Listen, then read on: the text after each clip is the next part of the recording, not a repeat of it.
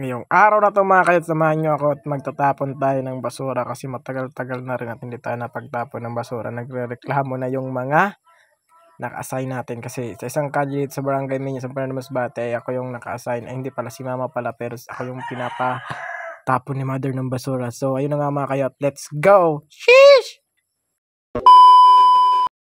So yun na nga mga kayod, for today's video, hello! So for today's video mga kayod, samahan nyo ako at magtatapon tayo ng basura sa barangay video kasi matagal-tagal na rin di tayo napagtapon dun at papunta na tayo dito sa naglalakad ako patungo sa barangay namin kasi yung mga tao doon nagreklamo na sa akin kasi bakit daw hindi pa ako nagtatapon ng basura, magdadalawang linggo lang.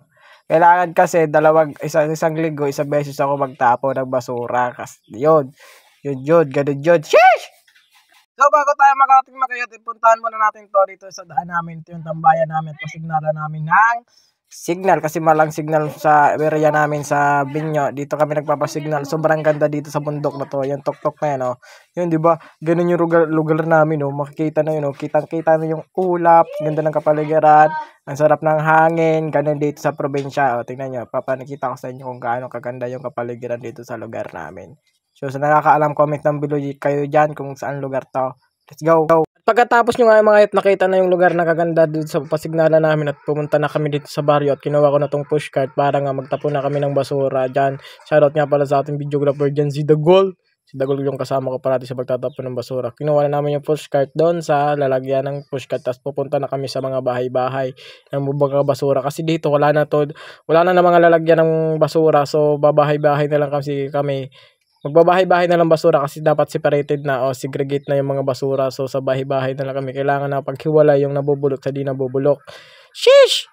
So unang bahay muna natin mga kayot, Kalatia Odak. Yan si Tito Odak, napaka number 1 supporter natin sa pagbablog. Siya yung unang bahay natin kasi dyan ako nakasin sa kalye na yan.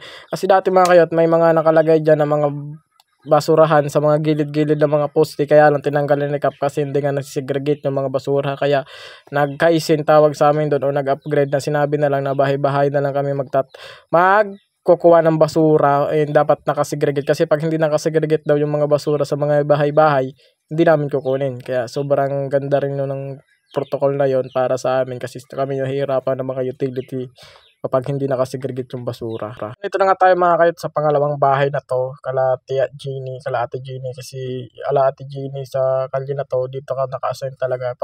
Ituturo kayo mga kayot sa mga susunod na vlog natin dito sa baryo namin. Ayan si Tita Odak, may sinama pa pala, hindi pa pala siya tapos, meron pa pala siyang isasama sa amin na timba. Sabi niya tatapon na daw nito kasi sira-sira na rin, hindi na rin nagagamit. So ayan yung trabaho namin, utility. Yung shoutout nga pala kay Hannibal, yung mga kasama ko parati na tinutulungan ako sa pagtatapon ng basura dito sa barangay namin. Sheesh!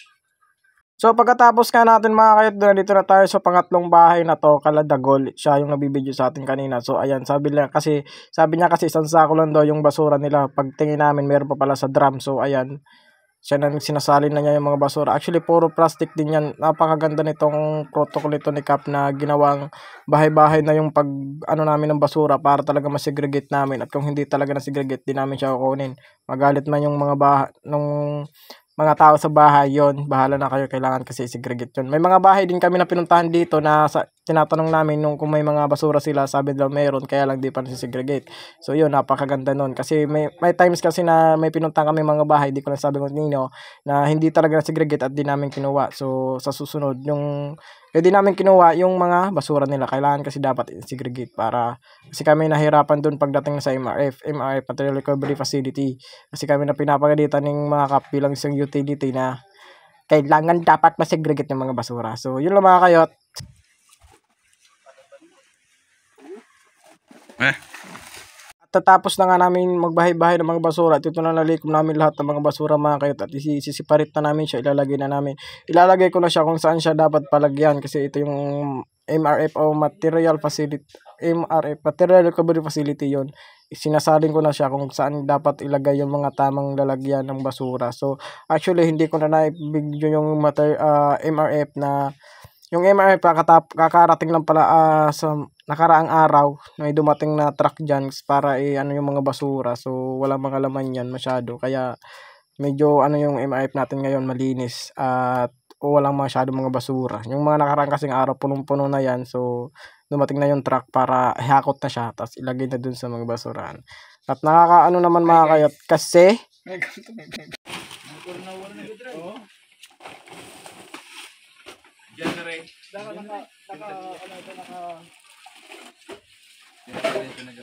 naka-auto.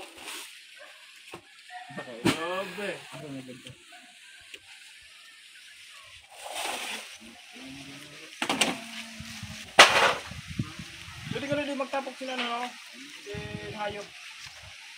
Pit. Battle. Rapid battle. Level. Ay, basta. Malita tagod. Battle. Ano ba yung isa? Makapag may nakumpas to na ano? Wi-Fi. Dodo kumpas. Ito? Oh. Ang sa Wi-Fi, ang sa piso nito na. Router mo tawag sa o... Ay na. Amo daki na amo ay nag-control kumpira na tanan sa connection. Ginugot siya sa balay. Diba sa?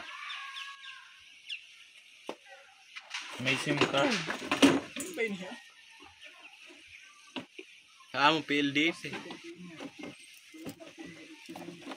Kaso kay unload kay pang pero ito 1 week la dito. 1 to.